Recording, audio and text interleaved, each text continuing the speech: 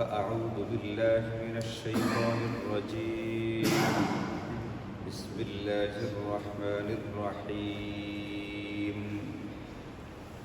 إن الذين يكتمون ما أنزلنا من البينات والهدى من بعد ما بيناه للناس في الكتاب أولئك يلعنهم الله ويلعنهم اللاعنون إلا الذين تابوا وأصلحوا وبينوا فأولئك أتوب عليهم وأنا التواب الرحيم. إن الذين كفروا وماتوا وهم كفار أولئك عليهم لعنة الله والملائكة والناس أجمعين خالدين فيها لا يخفف عنهم العذاب ولا هم ينظرون وإلهكم إله واحد لا إله إلا هو الرحمن الرحيم. صدق الله مولانا العلي العظيم. سبحانك لا علم لنا إلا ما علمتنا إنك أنت العليم الحكيم. الحمد لله আল্লাহ পাকের অসংখ্য মেহেরবানি আর দয়া যে আল্লাহ তাআলা আমাদেরকে আমাদের তাফসীরের মাহফিলে বসার তৌফিক দিয়েছেন।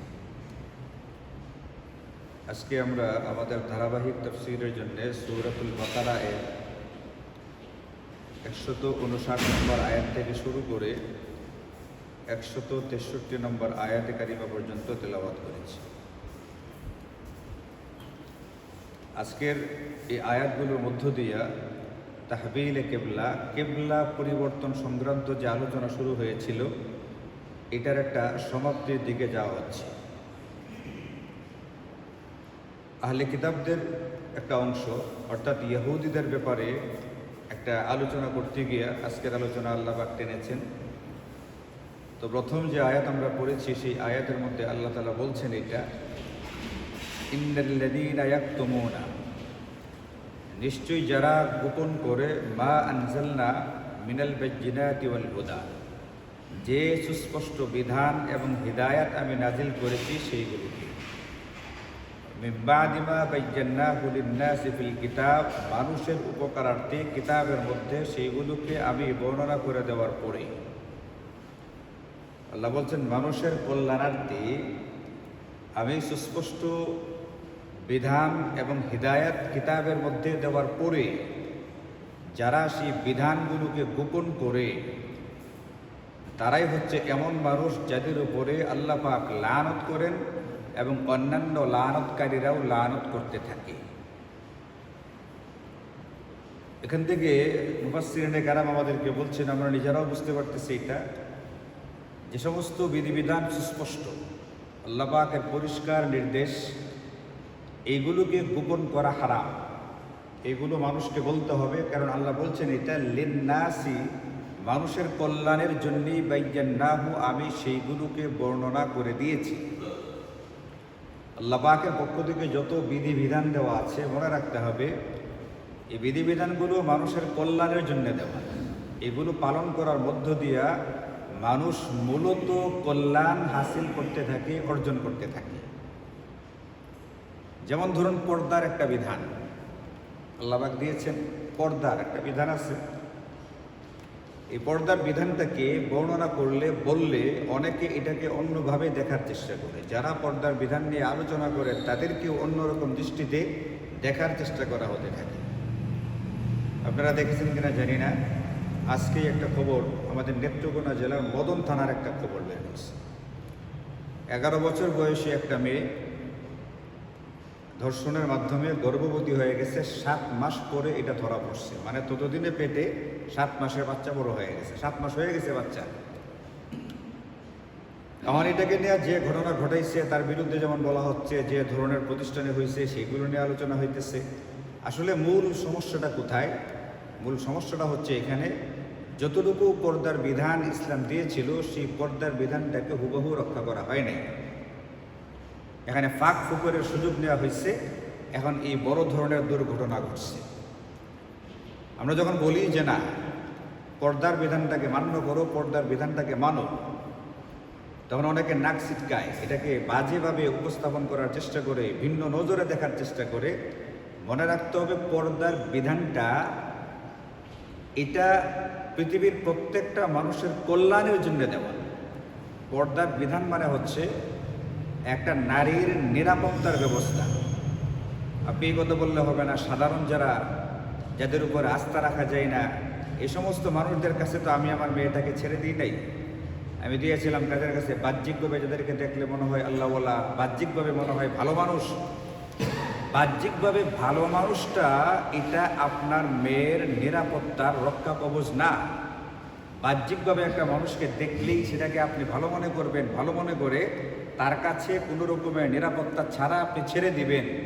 এই মানুষগুলোকে তো আল্লাহ পাক নিরাপত্তা বলেন নাই তার জন্য। একজন নারীর জন্যে আল্লাহ নিরাপত্তা বলছেন পর্দার বিধানটা কি। নারীর জন্য আল্লাহ নিরাপত্তা বলছেন কোরআন এবং সুন্নাহর বিধি বিধানগুলো কি।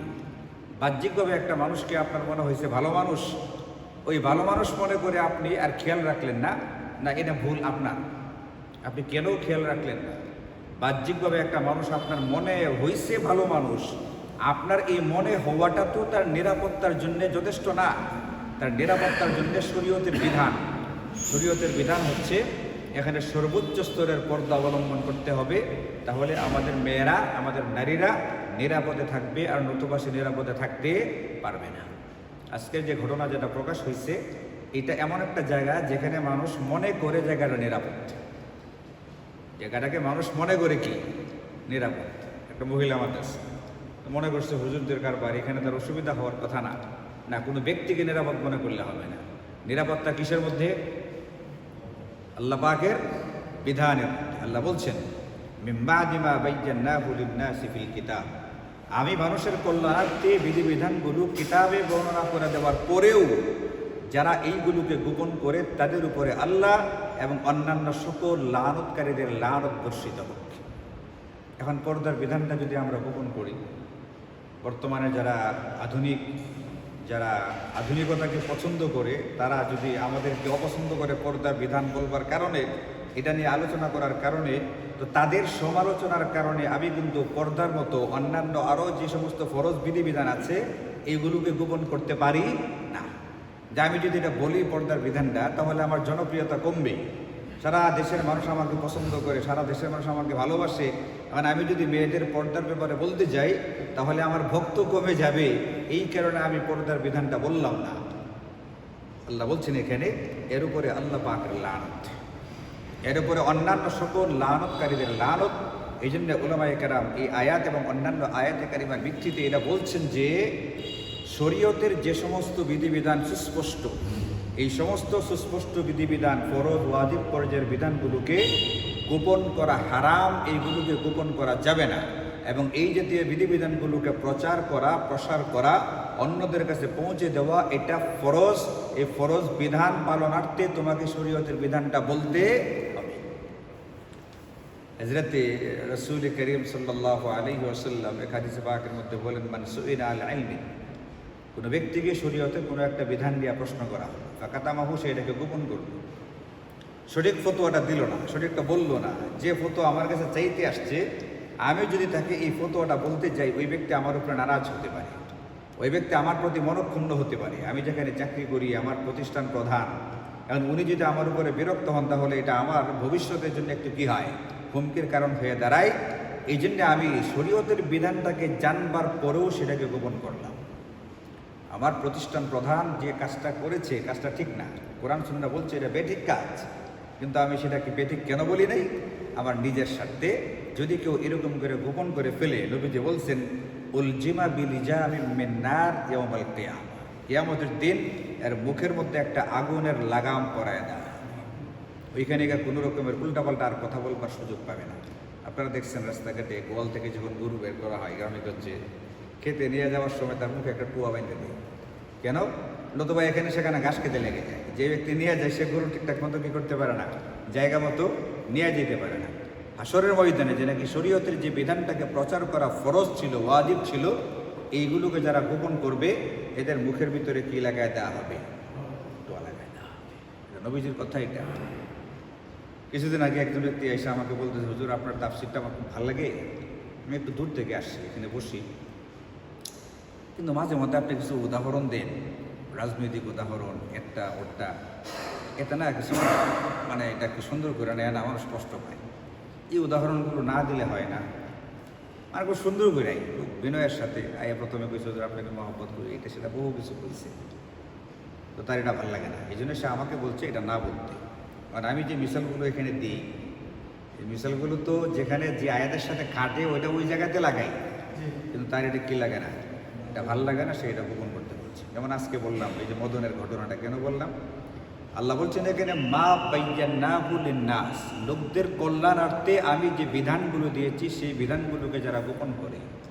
এখানে আমি বলতে চাইছি আমাদেরকে দেওয়া আল্লাহ পাকের প্রত্যেকটা বিধানই আমাদের কল্যাণের জন্য। পর্দার বিধানটাও আমাদের কল্যাণের জন্য।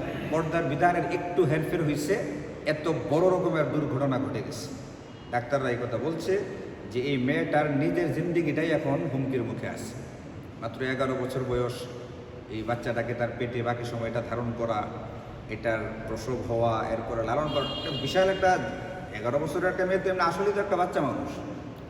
তো এখন এই ঘটনা যেমন কেউ যদি বলে যে এই ঘটনাটা হুজুর কেন আনলেন, মহিলা মাদ্রাসায় ঘটছে, এটা তো আমাদের মাদ্রাসার বিষয়টা তো আপনার বলাটা কি হয়নি। আর আমি বললে না বললে কি, সারা দেশ তো এমনি গিয়ে গেছে, এটা রাষ্ট্র হয়ে গেছে, সারা দেশ কি সারা দুনিয়া এইটু কি করতেছে না। এগুলো তো সোশ্যাল মিডিয়ার সংবাদ, এগুলো তো আর গোপন রাখার মতো ব্যাপার না। এই জন্য আল্লাহ বলছেন লিন্নাস, আমি লোকদের কল্যাণার্থে যে বিধিবিধানগুলো দিয়েছি এইগুলোকে যারা গোপন করে ফেলে তাদের উপরে আল্লাহর লানত। এই জন্য শরীয়তের বিধান, সেটা সুদ সংক্রান্ত হোক, এটা ঘুষ সংক্রান্ত হোক, এটা বেপর্দার ব্যাপারে হোক, এটা জিনা বিবেচারের ব্যাপারে হোক, যদি শরীয়তের বিধানটা সুস্পষ্ট হয়ে থাকে এটা বলে দেওয়াই হচ্ছে আমার উপরে জিম্মাদারি। যদি আমি না বলি আল্লাহ পাক নিজে তার উপরে লানত করবেন। সাইয়্যিদুনা হযরত আবু হুরায়রা রাদিয়াল্লাহু আনহু, আপনারা জানেন যে সকল সাহাবীরা সবচেয়ে বেশি হাদিস বর্ণনা করেছেন 7 জন সাহাবী, এই 7 জনের ভিতরে আবার সর্বাধিক হাদিস বর্ণনাকারী হযরত আবু হুরায়রা রাদিয়াল্লাহু আনহু। তিনি একটা কথা বলতেন, হাফিজ ইবনে কাসির এটা তার তাফসীরে ইবনে কাসিরের মধ্যে এনেছেন, লাউলা আয়াতুন ফি কিতাবিল্লাহ, কুরআনুল কারীমের একটা আয়াত আমি পড়ে ফেলছি এরকম, এই আয়াতটা যদি না থাকতো কিতাবে, মা হাদ্দাসতু আহাদান শাইআ, তোমাদেরকে আল্লাহর কসম করে বলে আমি একটা হাদিসও বর্ণনা করলাম না তোমাদের সাথে। আমি মুসলমান হয়েছি নবীজির শেষ জামানায়, মাত্র 3 বছর পাইছেন নবীজিকে, মানে মুসলিম হওয়া। নবীজি আবু হুরায়রা শেষ দিকের মুসলমান, 7ম হিজরিতে, এর 3 বছর পরেই নবীজি সাল্লাল্লাহু আলাইহি ওয়াসাল্লাম ইন্তেকাল করেন। তো নবীজিকে পাইছেন মাত্র 3 বছর। আর হযরত আবু বকর সিদ্দিক পাইছেন ছোটবেলা থেকে, তো পাইছেন নবুয়তের 23 বছরই পাইছেন তাকে। এরপরও এই পরিমাণ হাদিস বর্ণনা করেন নাই, যে পরিমাণ বর্ণনা করছেন কে? হযরত আবু হুরায়রা। আর কারো কারো মনে প্রশ্ন, মাত্র অল্প সময় নবীজিকে পাইছেন, এত হাদিস কেমনে বর্ণনা করেন? তিনি বলছেন, বেটা যদি এই আয়াতটা না থাকতো না, যে মাত্র যে আয়াতটা পড়লাম আমি, এই আয়াত যদি কুরআনুল কারীমে না থাকতো, যেখানে আল্লাহ বলছেন যারা নাকি শরীয়তের বিধিবিধানগুলোকে গোপন করে এদের উপরে আল্লাহর লানত এবং অন্যান্য লানতকারীদের লানত, এই আয়াতটা যদি কুরআনে না থাকতো না, তাহলে আমি মা হাদ্দাসতু আহাদান শাইআন, আমি একটা হাদিসও কি করলাম হয় না, বর্ণনা করলাম হয় না। এখন আমি নবীদের হাদিসগুলো জেনেছি, আমি হাদিসগুলো মুখস্থ করেছি। মুখস্থ করার জন্য নবীজি আমার জন্য বিশেষ করে দোয়াও করছেন। নবীজির দোয়ার পরে আমার মেধা শক্তি এমন বেড়ে গেছে যে আমি এখন কোনো কিছু শুনলে আর কোনো কিছু বলি না। এখন আমি হাদিসগুলোকে গোপন করি কীভাবে, না বলি কীভাবে, এই জন্য আমি হাদিসগুলো বর্ণনা করি। এই জন্য কোনো আলেমের জন্য উচিত হবে না শরীয়তের বিধানটাকে সুস্পষ্টভাবে জানার পরে সেটা যেখানে বলা উচিত সেখানে না বলে সেটাকে গোপন করে ফেলা। তবে ইসলাম তো একটা ভারসাম্যপূর্ণ ধর্ম, একটা জীবন ব্যবস্থা। ইসলাম এটা বলে দিয়েছে যে মাসআলাটা, যে বিষয়টা সবাই বুঝবে না বা যেটা সবার সামনে বলার প্রয়োজন নাই, অথবা বলতে গেলে বিভ্রান্তি তৈরি হতে পারে, এই বিষয়গুলো আবার সবার সামনে বলার প্রয়োজন নাই। হযরত আলী রাদিয়াল্লাহু আনহু খুব চমৎকার বলছেন, কাল্লিমিন নাস আলা কাদরি উকুলিহিম, মানুষের সামনে কথা বলতে হবে তাদের জ্ঞান বুঝ অনুযায়ী, তারা কতটুকু বুঝবে, তাদের মেধা, তাদের বোধ শক্তি কতটুকু আছে, কতটুকু নিতে পারে, ওটার ভিত্তিতে কথা বলতে হবে। এই জন্যে যে সমস্ত কথাবার্তা বলতে গেলে মানুষ বুঝবে না, আরও বিভ্রান্তিতে পড়বে, পেরেশান হবে, হুজুর কি বললো কিছুই তো কি করতে পারলাম না, বুঝতে পারলাম না। এই জটিল বিষয়গুলো আবার কি করা দরকার নেই, বলার দরকার নেই। হালাল হারাম জায়েজ না জায়েজ সুস্পষ্ট যে বিধানগুলো আছে এগুলো সবার সামনে বলে দেওয়া হবে। আর জটিল বিষয়গুলো যারা বুঝবে শুধুমাত্র তাদেরকেই এটা বলে দিতে হবে। আল্লাহ বলেন যারা এই ধরনের গোপন করে এদের উপরে আল্লাহ পাকের লানত এবং অন্যান্য সকল লানতকারীদের লানত। এমন এই আয়াতটা কাদেরকে কেন্দ্র করে? ওই যে আহলি কিতাব যারা ইহুদি, এরা সুস্পষ্ট কিছু বিষয়কে গোপন করে ফেলছিল। এটা হলো কি, তাওরাতের ভিতরে ইহুদিদের যে আসমানি কিতাব তাওরাত, এই তাওরাতের ভিতরে পরিষ্কার বলে দেওয়া ছিল আমাদের নবীজি সাল্লাল্লাহু আলাইহি ওয়াসাল্লামের গুণাবলী কেমন হবে, আমাদের নবীজির জামানাতে কেবলা পরিবর্তন হবে। এই কেবলা পরিবর্তনের ঘটনাটা নতুন করে দেওয়া হয়নি, তাদের তাওরাত কিতাবের ভিতরে এটার একটা বর্ণনা ছিল। এখন যে ঘটনাটা, যে বিষয়টা তাদের ধর্মীয় কিতাব তাওরাতের মধ্যেই আছে, যে পরিবর্তনটা ঘটবে, কেবলা বাইতুল মুকাদ্দাসকে পরিবর্তন করে কোন দিকে দেওয়া হবে, বাইতুল্লাহর দিকে দেওয়া হবে, এই পরিবর্তনের কথাটা তাদের কিতাবের মধ্যেই আছে। তা যে বিষয়টা তোমাদের কিতাবে আছে, এই বিষয়টা জানা থাকার পরেও তোমরা এই পরিবর্তনকে কেন্দ্র করে হট্টগোল কেন করবা? তোমাদের কিতাবে বিষয়টাকে কেন গোপন করলা? এটাকে নিয়ে এত নবীজিকে দোষারোপ করার কোনো প্রয়োজন নাই। নবীজির জামানায় যে কেবলা পরিবর্তন হবে এটা তো তোমাদের কিতাবের মধ্যেই দিয়ে দেওয়া আছে, তোমাদের জানাও আছে। সেইটা তোমরা জানা বিষয়টাকে গোপন করে ওয়াহেতুক একটা বিভ্রান্তি তৈরি করেছো, নবীজির বিরুদ্ধে একটা সমালোচনার প্রেক্ষাপট তৈরি করে দিছো। এই কারণে আল্লাহ বলছেন যারা শরীয়তের বিধানকে পরিবর্তন করে, শরীয়তের বিধানকে গোপন করে, এদের উপরে আল্লাহ পাক লানত করতে থাকে এবং অন্যান্য লানতকারীরা অভিসম্পাদ করে। আর অন্যান্য অভিসম্পাদকারী কারা? হাফেজ ইবনে কাসির লেখছেন পৃথিবীর সমস্ত প্রাণী যার ভিতরে প্রাণ আছে এমন সকল জীব জন্তু এই ধরনের আলেমের উপরে লানত করতে থাকে, যে আলেম শরীয়তের সুস্পষ্ট বিধানকে কি করে গোপন করে। কেন? শরীয়তের বিধানকে গোপন করার কারণে মানুষ ওইটার বিপরীত কাজ করতে গিয়ে গুনাহ করে। যেমন ধরেন শরীয়তের বিধান হলো সুদী কার্যকলাপে লিপ্ত হওয়া যাবে না। এখন আলেম যদি এটাকে গোপন করে আর মানুষ যদি সুদী কারবারে লিপ্ত হয় তাহলে গুনার ভিতরে লিপ্ত হয়েছে। আর গুনাহের কারণে পৃথিবীর মধ্যে বিভিন্ন রকমের আযাব গজব, বিভিন্ন রকমের অসুবিধা আসে। এখন যখন বিভিন্ন রকমের আযাব গজব আসে, এই আযাব গজব শুধুমাত্র ওই এক আলেমের উপরে আসে না যে নাকি শরীয়তের বিধানকে গোপন করছে, বরং এই আযাবের যে ধোঁয়াটা, এই আযাবের যে শাস্তিটা, এটা পৃথিবীর সমস্ত মাখলুকই কিছু না কিছুটা ভোগ করে। কারণ জীবজন্তু যখন অন্যের গুনাহের কারণে শাস্তি ভোগ করে, তখন এই জীবজন্তু তার উপরে কি করতে থাকে? লানত করতে থাকে। এই জন্যে আমাদের এমন কোনো কাজ করা ঠিক হবে না যে আমার ভূমিকার কারণে পৃথিবীতে গুনাহ হবে আর ওই গুনাহের কারণে পৃথিবীতে কোনো রকমের আযাব গজব নেমে আসবে। যদি আসে, আমার গুনাহের কারণে কোনো আযাব পৃথিবীতে আসছে, তাহলে ওই আযাব যারা যারা ভোগ করবে তারা সবাই যার কারণে আযাব আসছে তার উপরে কি করতে থাকে? লানত। এই জন্যে পরিবেশের ব্যাপারে কথা বলতে গেলে অনেকে নারাজ হয় যে এটা তো ধর্মীয় ব্যাপার না। এটা ধর্মীয় ব্যাপার।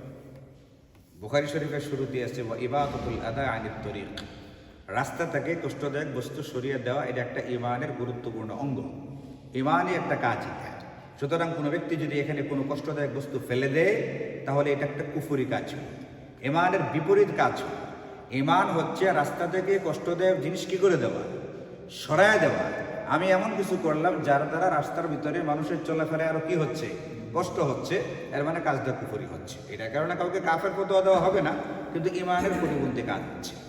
আমাদেরকে বোঝানো হয়েছে এই সমাজের ভিতরে, পরিবেশের ভিতরে আমার এমন কোনো কাজ করা যাবে না আমার যে কাজের দ্বারা পরিবেশ নষ্ট হয়।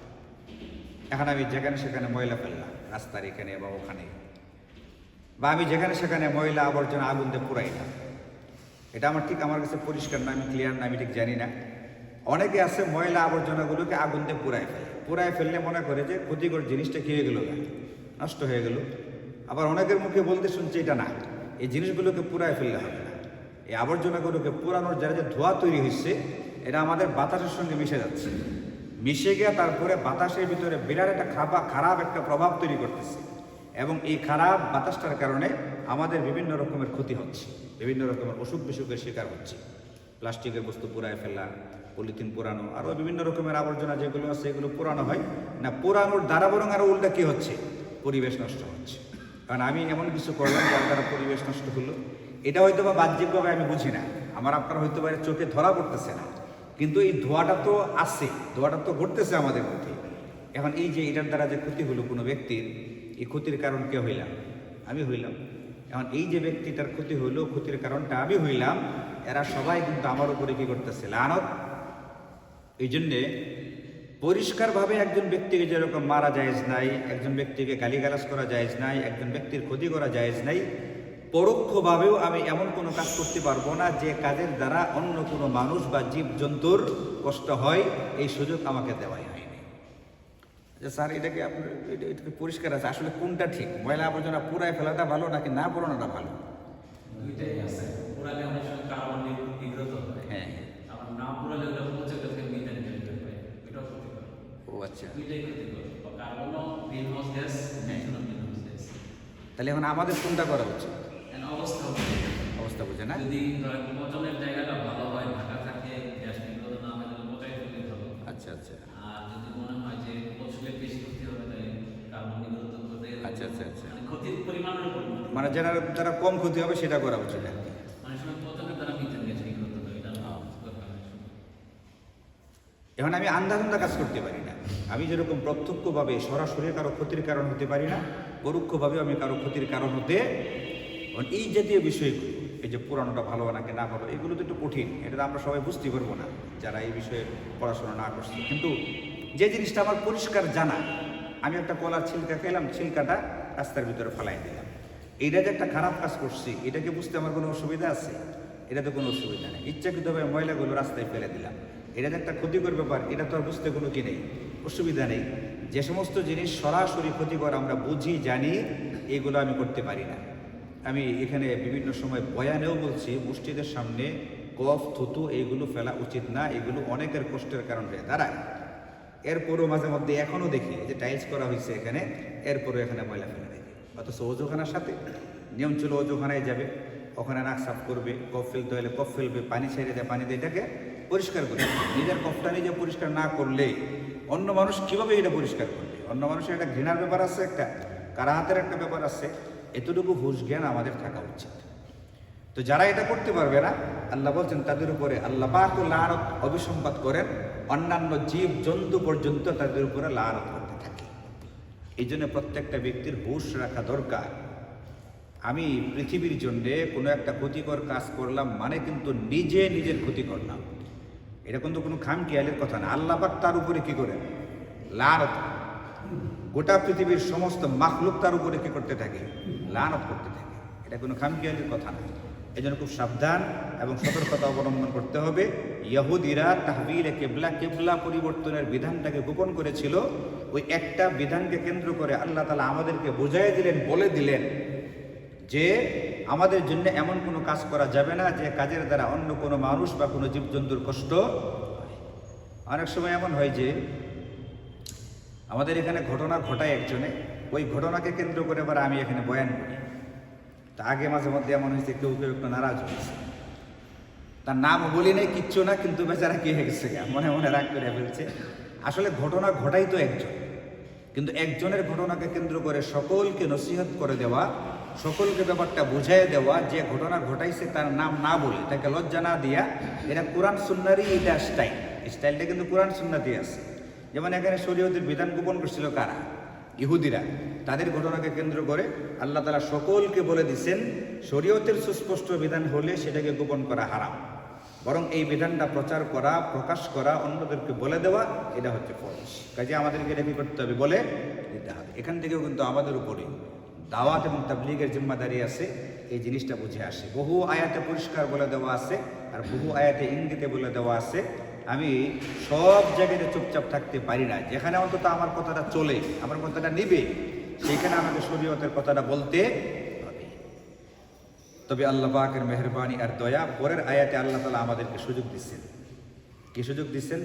ইল্লাল্লাযীনা তাবু, যদি কেউ তওবা করে ফেলে, আসলাহু, এবং নিজেকে সংশোধন করে নেয়, নিজের কার্যকলাপকে যদি সংশোধন করে নেয়, অবাইয়ানু, এবং এতদিন যে সমস্ত বিধিবিধানকে গোপন করেছিল এখন যদি সেইগুলোকে বলতে শুরু করি, প্রচার করতে শুরু করে, তাহলে আল্লাহ বলেন যে ফাউলাইকা আতুবু আলাইহিম, আমি তাদের তওবা কবুল করে নিব। কেন? ওয়া আনা তাওয়াবুর রহিম, আল্লাহ বলেন যে আমি তওবা কবুলকারী এবং আমি আমার বান্দাদের প্রতি অতিশয় দয়ালু এক সত্তা। এই যে তওবার দরজা আল্লাহ খোলা রাখছেন, মূলত হলো আমাদের জন্য একটা বিশাল রহমতের দরজা খোলা রাখছেন। যদি এমন হইতো গুনাহ হওয়ার পরে আর তওবার সুযোগ নেই, গুনাহ হয়ে গেছে, বাস তোমার এখন কপালে খারাপই আছে, তোমাকে জাহান্নামে যেতেই হবে, তাহলে আমাদের জন্য বিশাল বিপদ হইতো। কিন্তু আল্লাহ পাক খোলা রাখছেন। খোলাও কি? এটা বলে দিয়েছেন যতদিন পর্যন্ত সূর্য পশ্চিম আকাশ থেকে উদিত না হবে ততদিন পর্যন্তই তওবার দরজাটা খোলা আছে। বনি ইসরাঈলের বিখ্যাত ঘটনা শুনছেন না আপনারা? 99 জন ব্যক্তিকে হত্যা করার পরেও সে যখন 100 হত্যা পূর্ণ করলো, এরপরে আল্লাহ পাক তার তওবা কবুল করছেন। এটা তওবার দরজা আমাদের সামনে খোলা আছে। এবং নবীজি বলছেন কোনো ব্যক্তি যদি দিল থেকে তওবা করতে পারে, কামান লা যামবা লাহু, এই ব্যক্তি একেবারে যার একটা গুনাহ নাই তার মতো নিষ্পাপ হয়ে যায়। তওবাটা যদি কেউ তওবার মতো করতে পারে, তওবা করতে গেলে কি লাগে? 1 নম্বর, যে গুনাহ থেকে তওবা করতেছি ওই গুনাহটাকে ছেড়ে দিতে হবে। ওই গুনাহ করতেও থাকলাম, তওবা করতে থাকলাম, এটা তওবা না, ওই গুনাহ সম্পূর্ণ বর্জন করে ফেলতে হবে। 2 নম্বর, যে গুনাহটা আমার দ্বারা হয়ে গেছে এটার জন্য লজ্জিত হইতে হবে, যে আমি আল্লাহ পাকের একটা বিধানের উল্টা কাজ করলাম, নাফরমানি করলাম, এটা খুবই একটা লজ্জার কাজ হয়েছে। এই লজ্জার অনুভূতিটা, উপলব্ধিটা ভিতরে থাকতে হবে। এবং 3 নম্বর হচ্ছে ভবিষ্যতে এই গুনাহটা না করার একটা সংকল্প মনে মনে করতে হবে। ভবিষ্যতে আবার হতে পারে, শয়তানের প্ররোচনায় আবার হতে পারে, সেটা পরের কথা। এই মুহূর্তে এতটুকু সিদ্ধান্ত থাকতে হবে যে আমি আর এই গুনাহটা করব না। এই 3টা জিনিসের নাম হচ্ছে তওবা। এবং 4 নম্বর আরেকটা আছে, সেটা হচ্ছে যদি আল্লাহ বা বান্দার কোনো হক বকেয়া থাকে সেই বকেয়াটাকে আদায় করে দিতে হবে। নামাজ কাজা রয়ে গেছে, কাজাগুলো আদায় করতে হবে। হজ বাকি রয়ে গেছে, হজ আদায় করতে হবে। রোজা কাজা করে ফেলছিল, এগুলো আদায় করতে হবে। এটা আল্লাহর হক। আর বান্দার হক, বান্দার কাছ থেকে টাকা নিয়েছিল, টাকা দেয় না, জোর করে আরেকজনের জায়গা দখল করে রাখছে। হ্যাঁ, অন্যায়ভাবে তার গীবত শিকায়ত করা হয়েছে, যে আসলে যে গীবতটা তার করা উচিত না, এই জাতীয় গীবত যদি করা হয়ে থাকে, এই ধরনের বান্দার হক যদি নষ্ট করা হয়ে থাকে, তাহলে এইগুলো আগে আদায় করতে হবে। এইগুলো আদায় না করে 1000 বার তওবা করলেও কি হবে না, কাজ হবে না। মনে করেন যে মানুষের হাজার হাজার কোটি টাকা লুটপাট করে নিয়ে গেছে একজনে, এমন সে চিন্তা করলো আমি কোটি টাকা লুটপাট করে ফেলছি, তাহলে এক কাজ করি, এই আমি শবে বরাতের রাত্রি অথবা শবে কদরের রাত্রিতে আল্লাহ পাকের কাছে তওবা করে ফেলে আল্লাহ পাক মাফ করে দিবেন। মাফ হবে? এই যে ওনার 6 লাখ টাকা নিয়ে গেছে একজন লোক, জোনার, উনি মাফ না করলে সেই টাকা তারা কি পাবে না, জীবনে মাফ পাবে না। এই কয়েকদিন আগে নিজে ঘটনা শুনেছি, বুঝছেন? একজন হজ কাফেলার লোকের সাথে হজে গেছিল, উনি নিজে ঘটনা শুনেছে। আমার আমি মানে খুব বিস্মিত হয়ে আশ্চর্য হই, মানুষ কিভাবে এতটা দুঃসাহস করে। ওই হজ কাফেলার এক ব্যক্তি হাজিদের কাছ থেকে টাকা নিত, কুরবানির টাকা। একটা সময় তো কুরবানি করতো মুআল্লিমরা, এই বছর থেকে সম্ভবত আইন করছে এটা সরকারি ব্যবস্থাপনায় করা হবে। আগে তারা করতে বলছে যে বছরের পর বছর যে দেওয়া হয়েছে কুরবানির টাকা উনি কুরবানি করে নেই। হাজিদেরকে বলছে টাকা নিছে হাজিদের কাছ থেকে, নেওয়া বলছে আপনাদের কুরবানি আমি করে দিচ্ছি, বাস্তবে সে কুরবানি করে নেই। তাহলে এখন কী হবে?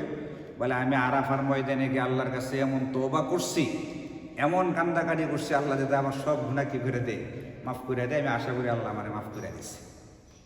আচ্ছা, আল্লাহ পাকের নাম যেরকম গফফার, আল্লাহ যেরকম গাফুর, আল্লাহ যেরকম রহমান, আল্লাহ যেরকম রাহিম, আল্লাহ ক্ষমাকারী, আল্লাহ তওবা কবুলকারী, আল্লাহ দয়ালু, ঠিকই আছে, কিন্তু আল্লাহ পাকের নাম কিন্তু কাহার একটা আছে। আল্লাহ পাকের একটা নাম আছে জব্বার, আল্লাহ পাকের একটা নাম আছে জুনতিকাম, প্রতিশোধ গ্রহণকারী, কঠোর শাস্তিদাতা, অত্যন্ত কঠিনভাবে যিনি শাস্তি দিয়ে থাকেন, মর্মন্তুদ শাস্তি যিনি দিয়ে থাকেন, এই ধরনের নামও তো আল্লাহর আছে। মানে আপনি শুধু দয়ার আশাটা করবেন, শাস্তির ভয়টা করবেন না, সেটা তো হবে না। ইমান তো হচ্ছে বাইনার রাজাজি ওয়াল খাউফ, আমার ভিতরে আল্লাহ পাকের রহমতের আশাও থাকবে, আবার আল্লাহ পাকের শাস্তির ভয়ও থাকবে। এই জন্য তওবার জন্য 4টা শর্ত। একটা হচ্ছে গুনাহটাকে ছেড়ে দিতে হবে, 2 নম্বর লজ্জিত হতে হবে, 3 নম্বর ভবিষ্যতে না করার সংকল্প করতে হবে, এবং 4 নম্বর হচ্ছে কারো হক যদি আমার কাছে থাকে সেই হক অবশ্যই কী করে দিতে হবে, আদায় করে দিতে হবে। এইভাবে কেউ যদি তওবা করতে পারে এবং নিজেকে সংশোধন করে নিতে পারে, আল্লাহ বলছেন তাহলে আমি তোমাদের তওবা কবুল করে নিব। বিশাল সুযোগ আল্লাহ পাক আমাদেরকে দিয়ে দিচ্ছেন। আজকে 2টো আয়াতই হলো, 2টা আয়াতের ভিতরে আমরা যতটুকু শুনলাম, এখান থেকে 1 নম্বর শিক্ষণীয় বিষয় হচ্ছে এইটা, শরীয়তের কোনো সুস্পষ্ট ফরজ ওয়াজিব বিধানকে গোপন করবার সুযোগ নেই। এটা প্রচার করতে হবে, প্রসার করতে হবে, অন্যদেরকে ফরজ ওয়াজিবের উপরে আমল করার সুবিধার্থে। 2 নম্বর শিক্ষণীয় বিষয় হচ্ছে শরীয়তের সুস্পষ্ট বিধানগুলিকে গোপন করা এটা লানতযোগ্য অপরাধ। যে বিধানটা বলে দেওয়া উচিত সেটাকে না বলে যদি গোপন করে এটা লানতযোগ্য অপরাধ, তার উপরে আল্লাহ এবং সমস্ত মাখলুক লানত করতে থাকে। 3 নম্বর শিক্ষণীয় বিষয় হচ্ছে এটা, আল্লাহ বলছেন আমি কিতাবে তোমাদেরকে যে সমস্ত বিধিবিধান দিয়েছি সবগুলো তোমাদের কিসের জন্যে? কল্যাণের জন্য। শরীয়তের সমস্ত বিধিবিধান আমাদের কি হয়? কল্যাণের জন্য নির্ধারিত আছে, এগুলোর দ্বারা কল্যাণই হয়। যেটা আল্লাহ পাক করতে বলছেন করার মধ্যেই কল্যাণ, যেটাকে ছেড়ে দিতে বলছেন ছেড়ে দেওয়ার ভিতরে কি আছে? কল্যাণ আছে। এটা আমাদেরকে মনে রাখতে হবে।